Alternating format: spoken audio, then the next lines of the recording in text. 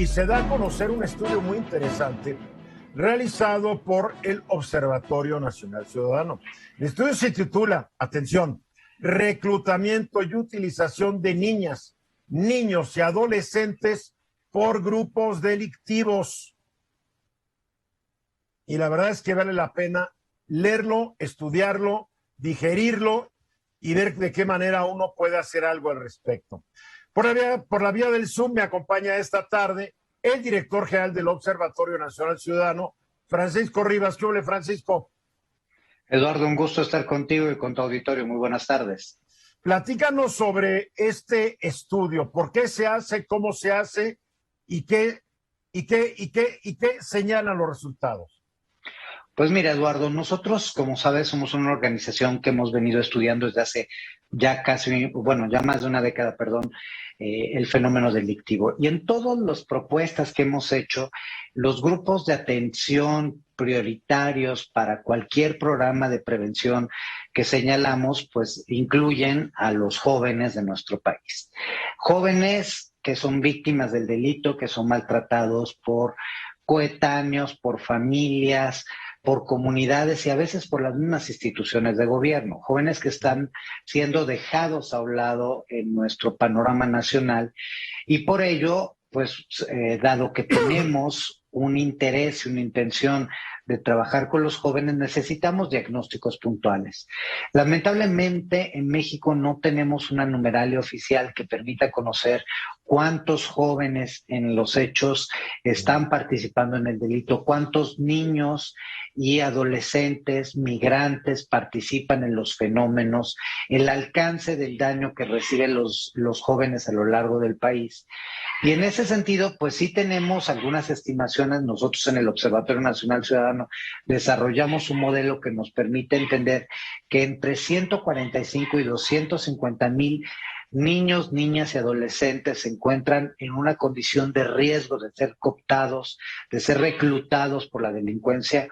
Y la delincuencia incluye evidentemente a la delincuencia organizada, a las familias delictuales, como a las bandas y a los pequeños grupos de delincuentes y pandillas a nivel local. Uh-huh. Ahora, ¿cómo llegan a ese número? Porque entre 150,000 y 250,000, vamos a decir así, hay un mundo de diferencia. ¿Cómo determinan esa cantidad? Pues mira, lo que se hizo fue precisamente analizar la situación de jóvenes en conflicto con la ley, es decir, jóvenes que ya están involucrados, la presencia de grupos delictivos en el territorio, la presencia de jóvenes en situación marginal, la presencia de jóvenes que no están ni estudiando ni trabajando dentro del sector formal, y a partir de ahí se hace una estimación. Evidentemente las estimaciones tienen fallas, todas las estimaciones tienen potenciales fallas, pero este es el número más conservador al que llegamos conforme a la metodología. Y yo invito de antemano a todo el auditorio a que se meta. Ahí se encuentra no solo la explicación de cómo se llegó a esta numeralia, a cómo se estableció esta metodología, que ha sido utilizada en otros países. De hecho, es una metodología que también se ha utilizado en otros países para estimar a la juventud involucrada en la delincuencia de la juventud en condiciones de riesgo. Se toman, insisto, varias variables que tienen que ver con pobreza, con su desarrollo, con falta de oportunidades para los jóvenes, porque son un conjunto de factores los que hacen que un joven se involucre o no en el crimen.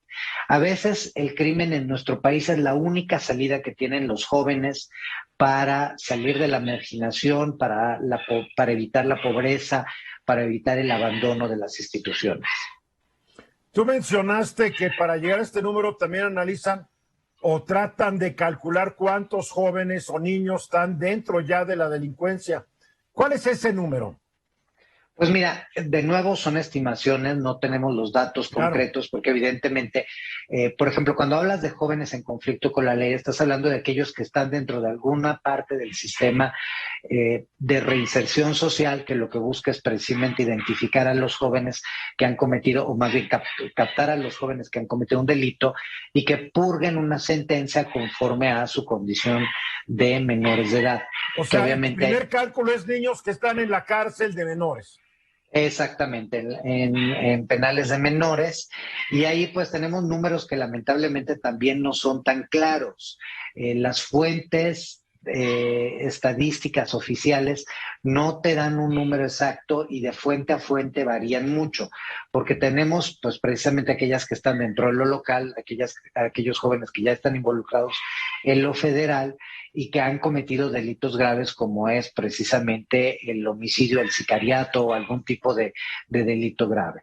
Luego tenemos todos aquellos que se encuentran, insisto, en algún proceso de administración de justicia por haber cometido algún delito que podría ser considerado todavía menor o que está en esta, digamos que en esta frontera, ¿no? Por ejemplo, un robo con violencia, algún tipo de lesión dolosa, sin que se llegue pues a la pérdida de vida de una persona.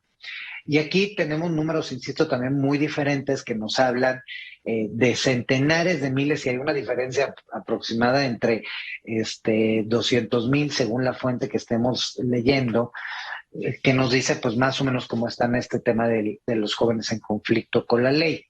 De los jóvenes que se supone por las diferentes fuentes que encontramos que están involucrados, también ahí tenemos una diferencia importante entre 2 y 500,000. Wow. Pero de nuevo, son fuentes que estiman, no son fuentes que te permiten conocer a detalle el número de jóvenes involucrados en este momento en algún nivel.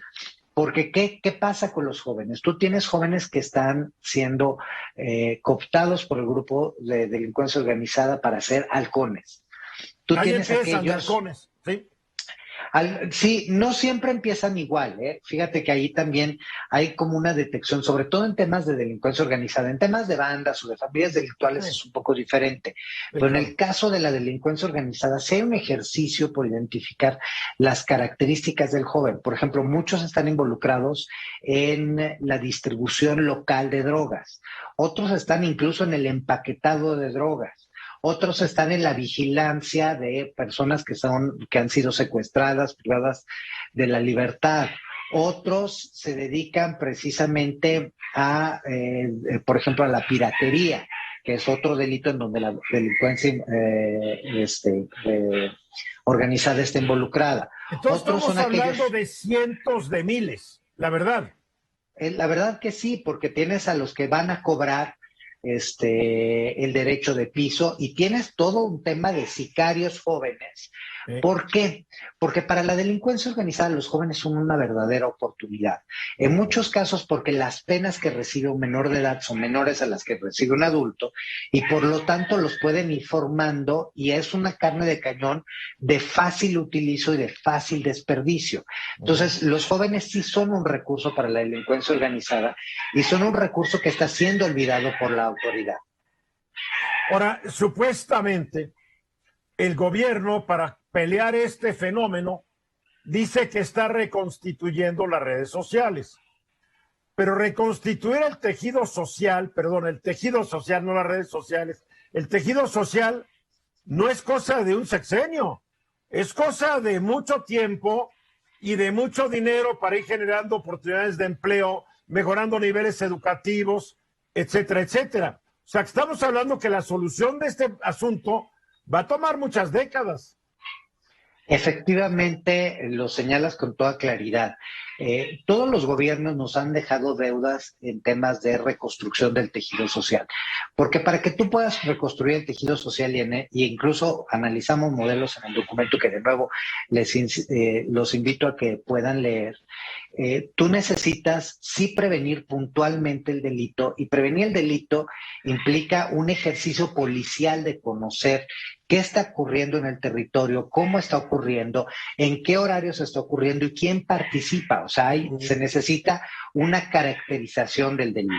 Luego necesitas opciones. Por ejemplo, una de las cosas que nosotros hemos encontrado, nosotros en 2019 y luego en 2020 presentamos un análisis sobre cómo va la supuesta estrategia de seguridad. Por ejemplo, este gobierno nos dice que su programa de prevención está relacionado con las transferencias directas de recursos económicos del Estado hacia ciertos grupos. Pero, por ejemplo, de nuevo, si tú tomas ciertas variables como es la incidencia delictiva, los delitos violentos, los jóvenes en conflicto con la ley, encuentras que hay un problema grave de que el dinero no se está distribuyendo donde en realidad lo necesitamos.